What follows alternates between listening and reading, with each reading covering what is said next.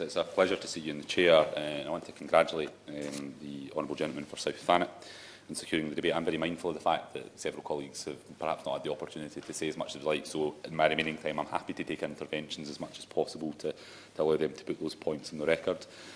In approaching a debate like this, it's normal for an SNP spokesperson, as part of a third party summing up rights, to tend to talk about what's happening in Scotland. And I know that the Honourable Lady, the member for Angus, has spoken about that.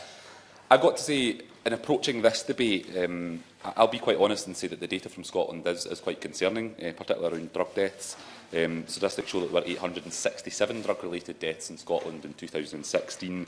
That, in my view, is 867 too many, and I think I would be doing this House and my constituents a disservice if I just glossed over that fact and didn't express real concern about what is a serious rise in drug deaths. And alongside my honourable friend, the member for Inverclyde, I'm very happy to welcome the decision of the Scottish Government to refresh our national drug strategy that was outlaid in 2008. I very much hope that that work will be done in conjunction with the Scottish Drugs Forum. More than happy to give way to Honourable Lady. Member for giving way, and I very much respect him recognising the figures in Scotland, which I find equally concerning. Would he agree that the Scottish Government need to get serious about addressing problems in the NHS Scotland, specifically my constituency, where we have extreme staff shortages, and the problems facing Police Scotland, because these services must be robust to deliver a successful drug strategy? I'm grateful to the Honourable Lady for that intervention, and I very deliberately, because it's about the human and financial cost of drug addiction, don't want to make it a party political point. I could be tempted down the line of saying if we followed the Conservative tax plans, that would be £160 million less for public services in Scotland, but I shan't go down that path. I want to just sum up some of what honourable members have said before moving on to the human cost of addiction. I think there's been a lot of discussion today, a lot of figures being bandied about, and I want to talk about a couple of personal cases. Very happy to give way to the honourable gentleman. Thank you for giving way, and congratulate all of those who have spoken on the issue. In Northern Ireland, there is more people who have died from drug addiction than indeed by road traffic accidents. But there is a way of perhaps of addressing that issue as well. Would you agree with me that there must be more links between the GPs to refer people on whenever they're aware of the issues, that there is a problem, in order to tackle this addiction more successfully? Because there are methods within the system to actually do it. Yes, I'm very grateful to my honourable friend from Strangford for that intervention. I shall come on to that particular point about support services that are provided in our communities as well. The honourable member for South Thanet mentioned the Frank project. I was kind of conscious when he mentioned that. He was looking over at me and probably trying to work out, is this guy here on work experience? He's actually an MP. But I am both young enough and old enough to remember the talk to Frank. And I do think it's disappointing we don't see as much of that anymore, because I remember growing up that was something that you would see on a regular basis. The right honourable gentleman, the member for North Norfolk, speaks with a huge amount of experience and knowledge on this, and I know that he was obviously a coalition minister in the health department, and I think he's someone that you should spend a lot of time listening to. I'm not sure I would necessarily agree with everything he says, but I think he is worthy of listening to. He mentioned the issue of safe injecting facilities and heroin-assisted treatment.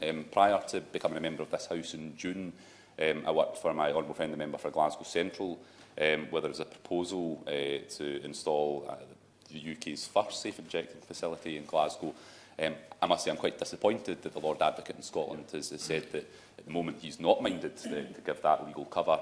And in order for us to go down that route, I think we would probably have to see ministers in the Home Office look at the Misuse of Drugs Act, I think 1971. I know that in Glasgow we are pushing ahead with a heroin-assisted treatment model, and I think that should be welcomed. The honourable gentleman, member for Reigate, spoke about the importance of following the evidence, and I've absolutely endorsed that. I mentioned before my work, before I was an MP, had the privilege of getting over to Dublin and visiting the Anna Liffey project, where they are moving towards the safe injecting facility. And the key message that we took from there was that you very much follow the evidence. I would very much commend the NHS Group at Glasgow and Clyde, who throughout this entire process have gone and built an evidence-based case, and I think that point is well made. My honourable friend, the member for Inverclyde, get a very short amount of time to speak, and I'm very conscious that he speaks with a huge amount of passion on this.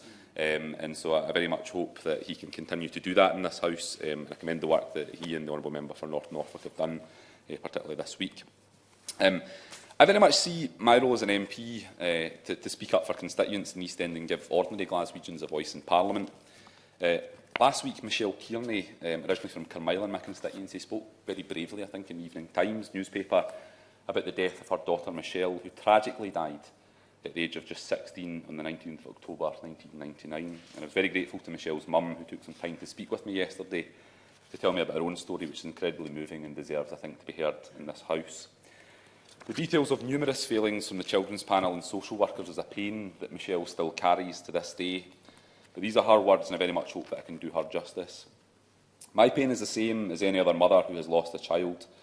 Why should my pain be minimised because my daughter made a choice to take drugs that night? That is a big hurdle for families.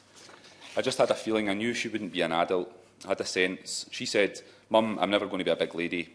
I'll never be happy in this world, but I know that I will in the next." I could feel her dying every day, and I buried her in my head for 4 years. She became a prostitute, not to fund anything, because that's all she thought she was good for. She had met a girl that night and went back to a flat. I believe she was injected by the girl because she was injected into her right arm and she was right-handed. It took 12 hours for her to die, and she died with strangers. The police came to my door to tell me she had been found dead. She'd only tried drugs twice, to my mind. It was just her time to go, and it came as no surprise. I just didn't expect it to be drugs. She was the first child to die in those circumstances, so her death was very public. There was no justice. It devastated our family. Michelle's courage in talking publicly about her daughter's death is in itself remarkable. However, the fact that she has chosen to dedicate her life to helping others now as a counsellor for the Family Addiction Support Service says a lot about her selflessness. And at this juncture, I would like to pay a tribute to the Family Addiction Support Service in Glasgow, who do tremendous work with families. And I think through this whole entire debate, we need to be mindful of the families of those who are affected by addiction as well. And I very much hope that being able to give Michelle a voice in Parliament today, I've managed to do that justice. But it was actually just by chance that I read Michelle's story in the Evening Times on Saturday. And by that point, I'd already informed my Whip's office and, of course, the Chair that I intended to speak in this debate. And I was on to speak in the debate based on my own personal upbringing. I've spoken before in this House about being brought up in the Cranhill area of Glasgow's East End, and it's something that I'm fiercely proud of. But my first involvement in any form of politics or any form of political activism wasn't delivering leaflets for the SNP, but was going on a Mothers Against Drugs march with my mum in our housing estate.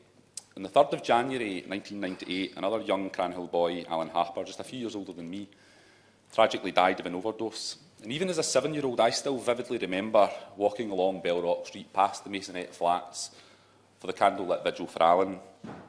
And the reason we did that march with the Mammies and the Waynes in Cranhill was to send a very strong, powerful message to the drug dealers in our estate that we would no longer tolerate drug dealers pushing drugs in our community. And I've got to say, never in my wildest dreams did I ever imagine 20 years ago on that march that I would be standing here 20 years later as the MP for Cranhill.